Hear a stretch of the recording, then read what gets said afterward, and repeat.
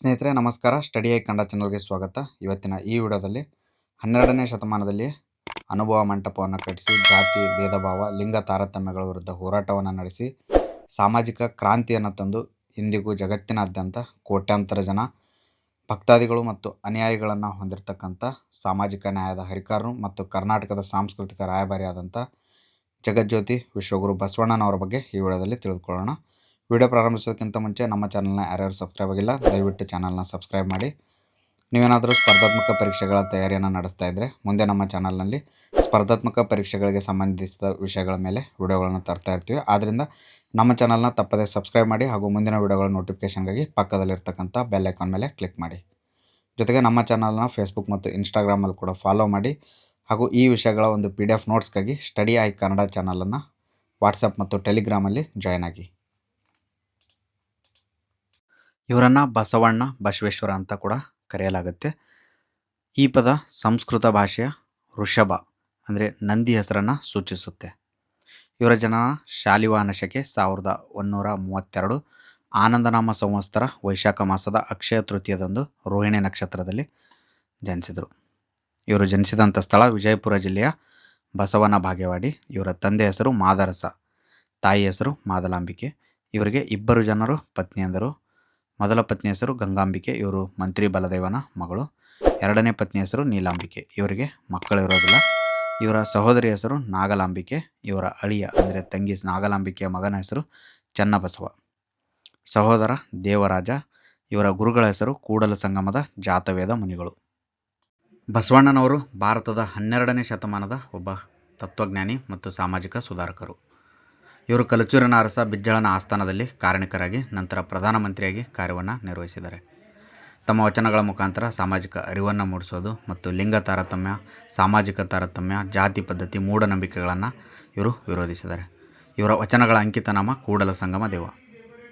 ಇಂದಿನ ಬೀದರ್ ಜಿಲ್ಲೆಯ ಬಸವ ಕಲ್ಯಾಣದಲ್ಲಿ 12ನೇ ಶತಮಾನದಲ್ಲಿಯೇ ಅನುಭವ ಮಂಟಪವನ್ನು ಕಟ್ಟಿಸಿ ಅಲ್ಲಿ ಯಾವುದೇ ಜಾತಿ ಭೇದ ಭಾವ ತಾರತಮ್ಯಗಳಿಲ್ಲದೆ ಎಲ್ಲ ಪುರುಷ ಮತ್ತು ಮಹಿಳೆಯರು ಎಲ್ಲರೂ ಸಮಾನವಾಗಿ ಆಧ್ಯಾತ್ಮಿಕ ಮತ್ತು ಪ್ರಾಪಂಚಿಕ ಪ್ರಶ್ನೆಗಳನ್ನು ಮುಕ್ತವಾಗಿ ಚರ್ಚಿಸೋದಕ್ಕೆ ಅವಕಾಶವನ್ನು ಮಾಡಿಕೊಟ್ಟಿದ್ದಾರೆ.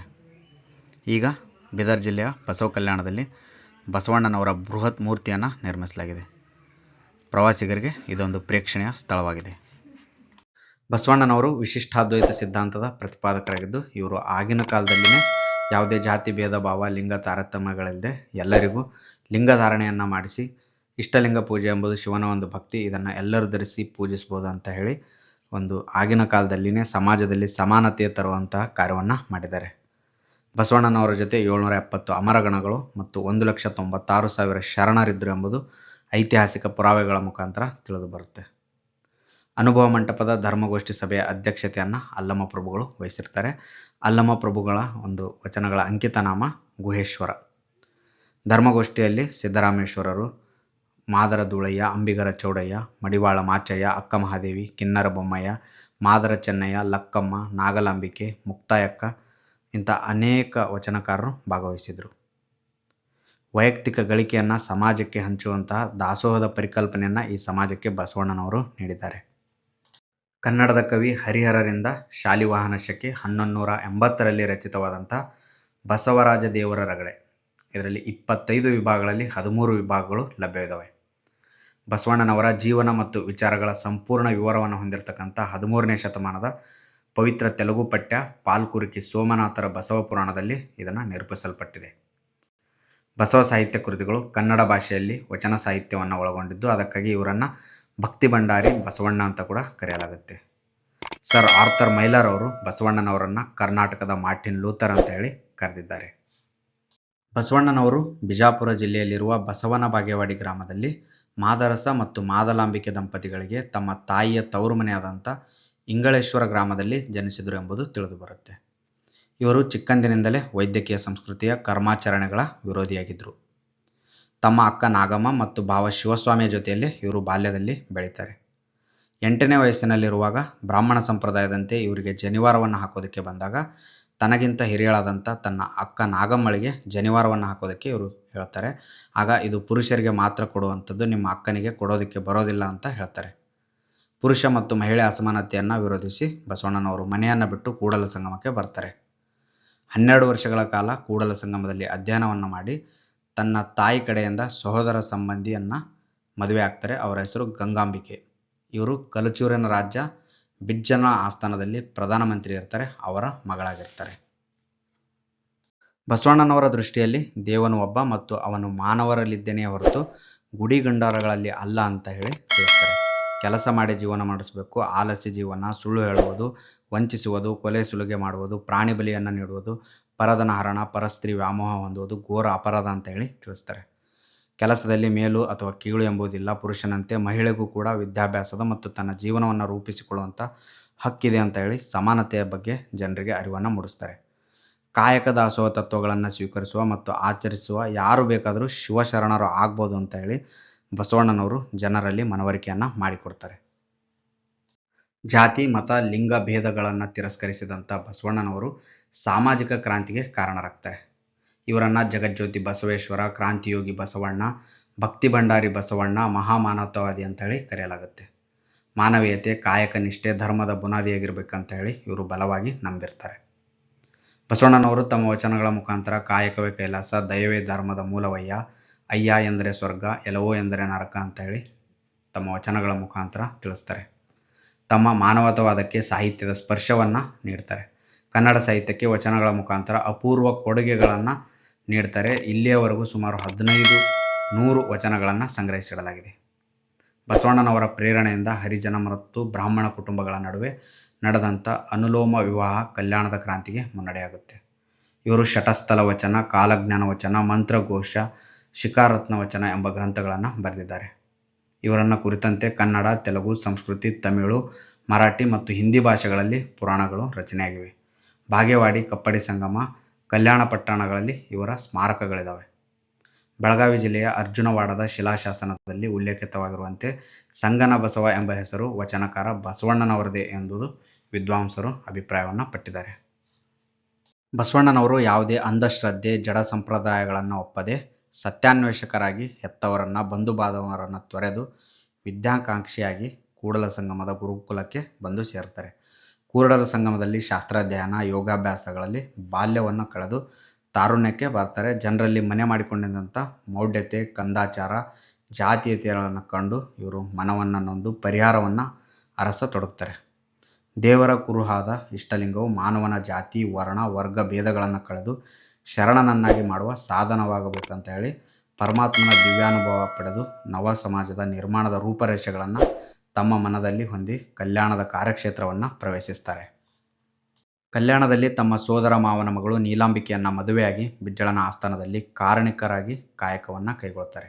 ಅಲ್ಲಿಂದ ಮುಂದೆ ಭಂಡಾರಿಯಾಗಿ, ಪ್ರಧಾನಿ, ದಂಡನಾಯಕ ಆಗಿ ಕಾಯಕವನ್ನು ನಿರ್ವಹಿಸ್ತಾರೆ. ಅನುಭವ ಮಂಟಪವನ್ನು ಸ್ಥಾಪಿಸಿ ಧರ್ಮ ಪ್ರಚಾರವನ್ನು ಮಾಡಿ ಎಲ್ಲರ ಮನೆ ಮನಗಳ ಬಾಗಿಲಿಗೂ ಧರ್ಮಗಂಗೆ ಹರಿಯುವಂತೆ ಮಾಡ್ತಾರೆ. ಇಷ್ಟಲಿಂಗವೆಂಬ ಗಣಲಾಂಛನವನ್ನು ಧರಿಸಿ ಲಿಂಗಾಯತರಾದ ಎಲ್ಲ ಶರಣ ಬಂಧುಗಳನ್ನು ಸಮಾನ ಭಾವದಿಂದ ಕಾಣ್ತಾರೆ. ಹುಟ್ಟಿನಿಂದ ಬ್ರಾಹ್ಮಣರಾಗಿ ಸಂಸ್ಕಾರದಿಂದ ಶರಣರಾದ ಮಧುವರಸರ ಮಗಳನ್ನು ಹುಟ್ಟಿನಿಂದ ಸಮಗಾರರಾಗಿ ಸಂಸ್ಕಾರದಿಂದ ಶರಣರಾದಂಥ ಹರಳಯ್ಯನವರ ಮಗನಿಗೆ ಕೊಟ್ಟು ವಿವಾಹವನ್ನು ಮಾಡೋದಕ್ಕೆ ಇವರು ಪ್ರೇರೇಪಿಸ್ತಾರೆ. ಈ ಮದುವೆಯಿಂದ ಸಂಪ್ರದಾಯವಾದಿಗಳು ಸಿಡಿದೆದ್ದು ಬಿಜ್ಜಳನ ಮಹಾರಾಜನನ್ನು ಬಸವಣ್ಣನವರ ವಿರುದ್ಧ ಪ್ರೇರೇಪಿಸಿ ಧರ್ಮಗುರು ಬಸವಣ್ಣನವರಿಗೆ ಅಲ್ಲಿಂದ ಗಡೀಪಾರು ಶಿಕ್ಷೆಯನ್ನು ನೀಡಲಾಗುತ್ತೆ.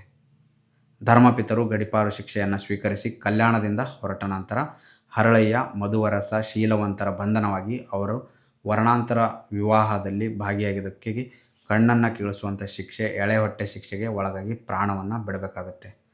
ದಂಪತಿಗಳನ್ನು ಮತ್ತು ನವ ವಧುವತರಾದಂಥ ಶೀಲವಂತ, ಲಾವಣ್ಯರನ್ನು ಆನೆಯ ಕಾಲಿಗೆ ಕಟ್ಟಿಸಿ ಊರ ತುಂಬ ನೆಲದ ಮೇಲೆ ಎಳೆಸಿ ಕೊಲ್ಲುವಂಥ ಕ್ರೂರ ಎಳೆ ಹೊಟ್ಟೆ ಶಿಕ್ಷೆಗೆ ಗುರಿಪಡಿಸಿ ಕೊಲ್ಲಲಾಗುತ್ತೆ. ನಂತರ ಬಿಜ್ಜಳನ ಸೇನೆ ಶಿವಶರಣರನ್ನು ಕಂಡಲ್ಲಿ ಕೊಂದು ರಕ್ತದ ಹೊಳೆಯನ್ನು ಹರಿಸ್ತಾರೆ. ಜಾತಿವಾದಿಗಳು ವಚನ ಸಾಹಿತ್ಯವನ್ನು ನಾಶ ಮಾಡೋದಕ್ಕೆ ಬಂದಾಗ ವೀರಮಾತೆ ಅಕ್ಕನಾಗಲಾಂಬಿಕೆ, ಚಿನ್ಮಯಜ್ಞಾನಿ ಚನ್ನಬಸವಣ್ಣ, ವೀರಗಣಾಚಾರಿ, ಮಡಿವಾಳ ಮಾಚಯ್ಯನವರು ಹೋರಾಟವನ್ನು ಮಾಡಿ ವಚನ ಸಾಹಿತ್ಯವನ್ನು ಉಳಿಸಿಕೊಟ್ಟಿದ್ದಾರೆ. ಇವನಾರವ ಇವನಾರವ ಇವನಾರವ ನೆಂದೆನಿಸದಿರಯ್ಯ, ಇವನಮ್ಮವ ಇವನಮ್ಮವ ಇವನಮ್ಮವ ನೆಂದೆನಿಸಯ್ಯ, ಕೂಡಲ ಸಂಗಮ ದೇವ ನಿಮ್ಮ ಮಹಾಮನೆಯ ಮಗನೆಂದೆನಿಸಯ್ಯ ಎಂಬ ಸಮಾಜದಲ್ಲಿ ಒಗ್ಗಟ್ಟನ್ನು ತರೋದಕ್ಕೆ ಪ್ರೇರೇಪಿಸುವಂಥ ವಚನ ಸಾಹಿತ್ಯವನ್ನು ಬಸವಣ್ಣನವರು ನಮಗೆಲ್ಲ ನೀಡಿದ್ದಾರೆ. ದಯವೇ ಧರ್ಮದ ಮೂಲವಯ್ಯ, ಕಾಯಕವೇ ಕೈಲಾಸ, ಆಚಾರವೇ ಸ್ವರ್ಗ, ಅನಾಚಾರವೇ ನರಕ ಎಂಬಂಥ ಪ್ರಮುಖ ವಚನಗಳನ್ನು ಬಸವಣ್ಣನವರು ಜಗತ್ತಿಗೆ ಸಾರಿದ್ದಾರೆ. ಜಾತಿ ಪದ್ಧತಿ, ಮೂಢನಂಬಿಕೆ, ಪ್ರಾಣಿ ಬಲಿ ಆಚರಣೆಗಳನ್ನು ನಿರ್ಮೂಲನೆ ಮಾಡೋದಕ್ಕೆ ಬಸವಣ್ಣನವರು ಹಲವಾರು ಪ್ರಯತ್ನಗಳನ್ನು ಮಾಡಿದ್ದಾರೆ. ಬಸವಣ್ಣನವರು 62 ವರ್ಷ 3 ತಿಂಗಳು 9 ದಿವಸಗಳ ಕಾಲ ಬದುಕಿದ್ದು ನಳನಾಮ ಸಂವತ್ಸರದ ಶ್ರಾವಣ ಶುದ್ಧ ಪಂಚಮಿ ಎಂದು ಲಿಂಗೈಕ್ಯರಾದರು ಎಂಬುದು ತಿಳಿದುಬರುತ್ತೆ. ಮಂಗಳವೇಡದ ರಾಜ ಬಿಜ್ಜಳನ ಆಸ್ಥಾನದಲ್ಲಿ ಮಂತ್ರಿಯಾದಂಥ ಬಸವಣ್ಣನವರು ಹಲವಾರು ಜನಪರ ಮತ್ತು ಸಮಾಜ ಸುಧಾರಣೆ ಕ್ರಮಗಳನ್ನು ಕೈಗೊಂಡಿದ್ದಾರೆ. ಕಾಯಕವೇ ಕೈಲಾಸ ಅಂತ ಹೇಳಿ ಜನರನ್ನು ದುಡಿದು ಬದುಕುವಂಥ ಮಾರ್ಗದತ್ತ ಮುನ್ನಡೆಸಿದ್ದಾರೆ. ಜಾತಿ, ಲಿಂಗ, ಭಾಷೆ ಭೇದ ಭಾವವಿಲ್ಲದೆ ಶರಣ ತತ್ವದಲ್ಲಿ, ಸಮಾನತೆಯಲ್ಲಿ ಮತ್ತು ಕಾಯಕ ನಿಷ್ಠೆಯಲ್ಲಿ ನಂಬಿಕೆಯುಳ್ಳವರನ್ನು ನಿಜವಾದ ಶಿವಶರಣರು ಅಂತ ಬಸವಣ್ಣನವರು ಕರೆದಿದ್ದಾರೆ. 1168ರಲ್ಲಿ ಕೂಡಲ ಸಂಗಮಕ್ಕೆ ಮರಳಿ ಬರ್ತಾರೆ. ಕೂಡಲ ಸಂಗಮ ಅಂದರೆ ಕೃಷ್ಣ ಮತ್ತು ಮಲಪ್ರಭಾ ನದಿಗಳ ಸಂಗಮ ಸ್ಥಾನ. ಅಲ್ಲಿಯೇ ಇವರು 1168ರಲ್ಲಿ ಲಿಂಗೈಕ್ಯರಾಗ್ತಾರೆ. ಇವರ ಸಮಾಧಿಯು ಕೂಡ ಅಲ್ಲೇ ಇದ್ದು ಬಸವಸಾಗರದ ಹಿನ್ನೀರಿನಿಂದ ಇವರ ಸಮಾಧಿ ಮುಳುಗಡೆ ಆಗದಂತೆ ರಕ್ಷಿಸಲ್ಪಟ್ಟಿದೆ. 2024 ಜನವರಿ 28ರಂದು ರಾಜ್ಯದ ಮುಖ್ಯಮಂತ್ರಿಗಳಾದಂಥ ಸಿದ್ದರಾಮಯ್ಯನವರ ನೇತೃತ್ವ ಸಂಪುಟ ಸಭೆಯು ಬಸವಣ್ಣನವರನ್ನು ಕರ್ನಾಟಕದ ಸಾಂಸ್ಕೃತಿಕ ರಾಯಭಾರಿ ಮತ್ತು ನಾಯಕ ಅಂತ ಹೇಳಿ ನಿರ್ಧಾರವನ್ನು ಕೈಗೊಂಡಿದ್ದಾರೆ. ಸ್ನೇಹಿತರೆ, ಈ ಒಂದು ವಿಡಿಯೋದಲ್ಲಿ ನೀಡಿರತಕ್ಕಂಥ ಮಾಹಿತಿ ನಿಮಗೆಲ್ಲ ಇಷ್ಟ ಆಗಿದ್ರೆ ವಿಡಿಯೋನ ದಯವಿಟ್ಟು ಲೈಕ್ ಮಾಡಿ ಮತ್ತು ಆದಷ್ಟು ಜನರಿಗೆ ಶೇರ್ ಮಾಡಿ. ಹಾಗೂ ನಮ್ಮ ಚಾನಲ್ನ ಯಾರ್ಯಾರು ಸಬ್ಸ್ಕ್ರೈಬ್ ಆಗಿಲ್ಲ ದಯವಿಟ್ಟು ಚಾನಲ್ನ ಸಬ್ಸ್ಕ್ರೈಬ್ ಆಗಿ. ಮುಂದೆ ಸ್ಪರ್ಧಾತ್ಮಕ ಪರೀಕ್ಷೆಗಳಿಗೆ ಸಂಬಂಧಿಸಿರ್ತಕ್ಕಂಥ ವಿಷಯಗಳ ಮೇಲೆ ವಿಡಿಯೋಗಳನ್ನು ತರ್ತಾ ಇರ್ತೀವಿ. ಆದ್ದರಿಂದ ಚಾನಲ್ನ ತಪ್ಪದೆ ಸಬ್ಸ್ಕ್ರೈಬ್ ಮಾಡಿ ಹಾಗೂ ಮುಂದಿನ ವಿಡಿಯೋಗಳ ನೋಟಿಫಿಕೇಷನ್ಗಾಗಿ ಪಕ್ಕದಲ್ಲಿರ್ತಕ್ಕಂಥ ಬೆಲ್ ಐಕಾನ್ ಮೇಲೆ ಕ್ಲಿಕ್ ಮಾಡಿ. ಹಾಗೂ ನಮ್ಮ ಚಾನಲ್ನ ಫೇಸ್ಬುಕ್ ಮತ್ತು ಇನ್ಸ್ಟಾಗ್ರಾಮಲ್ಲಿ ಕೂಡ ಫಾಲೋ ಮಾಡಿ. ಈ ವಿಷಯಗಳ PDF ನೋಟ್ಸ್ಗಾಗಿ ಸ್ಟಡಿ ಐ ಕನ್ನಡ ಚಾನಲನ್ನು ವಾಟ್ಸಪ್ ಮತ್ತು ಟೆಲಿಗ್ರಾಮ್ನಲ್ಲಿ ಜಾಯ್ನ್ ಆಗಿ. ಧನ್ಯವಾದಗಳು.